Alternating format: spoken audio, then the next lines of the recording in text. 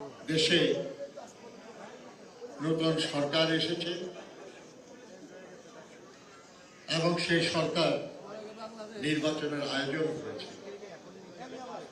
নির্বাচন আসন্ন। এই নির্বাচনে নির্ধারিত হবে যে আগামী দিনে আমরা যেমন বাংলাদেশের স্বপ্ন দেখেছি, যে বাংলাদেশ গড়ার জন্য আমাদের ছোট ভাই বোনেরা জীবন দিয়েছেন, সেটা আমরা অর্জন করতে পারব। নানাজন নানাভাবে এই লড়াইকে চিহ্নিত করার চেষ্টা করে, যেমন করছিলেন মহান মুক্তিযুদ্ধের পরেও।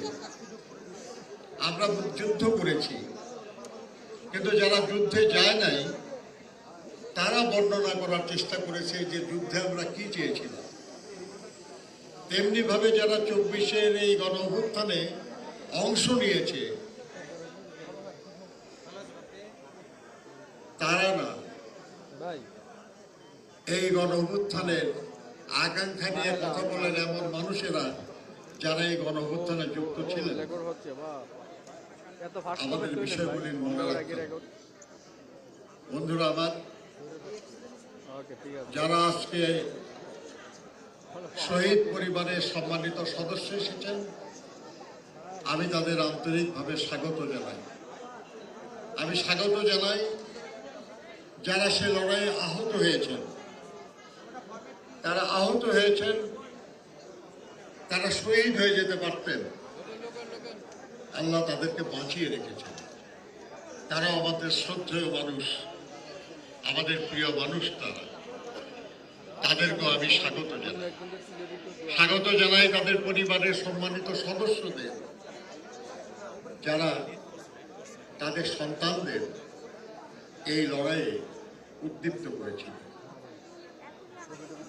একটু পরে আমাদের নেতা বিএনপির চেয়ারম্যান জনাব তারেক রহমান আসবেন আপনাদেরকে সম্মানিত করার জন্য।